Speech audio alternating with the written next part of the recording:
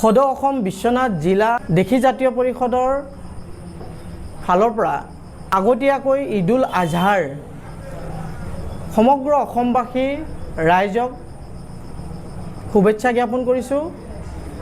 লগতে আমাৰ মাননীয় মুখ্যমন্ত্ৰী হিমন্ত বিশ্ব শৰ্মা ডাঙৰীয়া যি আহ্বান কৰিছে যে আমি গৰুৰ পৰিৱৰ্তে ঈদত অন্য জীৱ জন্তু কুৰবানী কৰিব লাগে। গতিকে আমি সদৌ অসম দেশী জাতীয় পৰিষদ লগতে বিশ্বনাথ জিলাৰ আমি ফালৰ পৰা অনুৰোধ জনাইছোঁ যাতে যি আমাৰ আহিবলগীয়া ঈদ আছে কুৰবানী ঈদ, এই কুৰবানী ঈদত যাতে আপোনালোকে গৰুৰ পৰিৱৰ্তে অন্য জীৱ জন্তু কুৰবানী দিয়ে তাৰে আমি অনুৰোধ জনাইছোঁ। আৰু আমাৰ যি অসমৰ যি ভাতৃত্ববোধ, এই ভাতৃত্ববোধ যাতে বিনষ্ট নহয়। গতিকে আমি পৰিৱেশ বিনষ্ট নকৰি আমাৰ এই অঞ্চল যাতে আমাৰ এটা ভাল বাৰ্তা আমি দিব পাৰোঁ। এই অঞ্চলৰ পৰা আমি অন্য ছাগলী ভেড়া ইত্যাদি আমি যাতে কুৰবানী দি অন্য এটা আমি বাৰ্তা দিব বিচাৰিছোঁ বিশ্বনাথ জিলাৰ পৰা।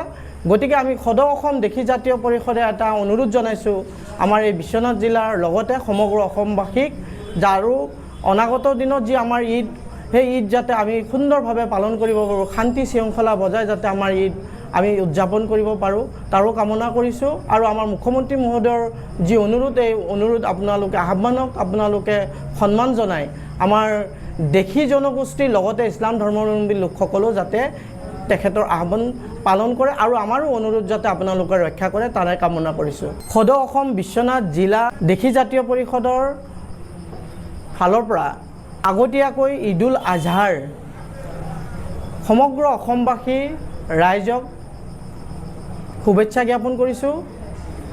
লগতে আমাৰ মাননীয় মুখ্যমন্ত্ৰী হিমন্ত বিশ্ব শৰ্মা ডাঙৰীয়া যি আহ্বান কৰিছে যে আমি গৰুৰ পৰিৱৰ্তে ঈদত অন্য জীৱ জন্তু কুৰবানী কৰিব লাগে।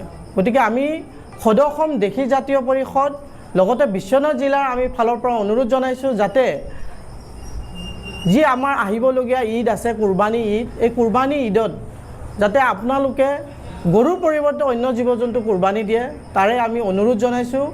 আৰু আমাৰ যি অসমৰ যি ভাতৃত্ববোধ, এই ভাতৃত্ববোধ যাতে বিনষ্ট নহয়।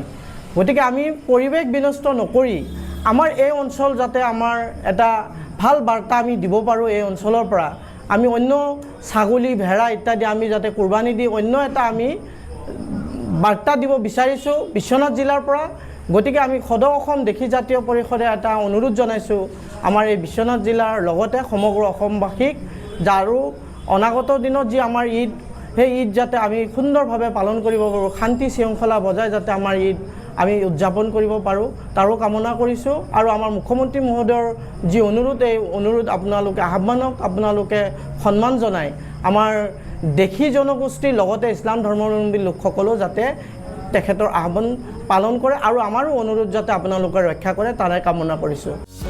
যিকোনো খবৰৰ বাবে যোগাযোগ কৰক আমাৰ এই নম্বৰত 9181 307 221।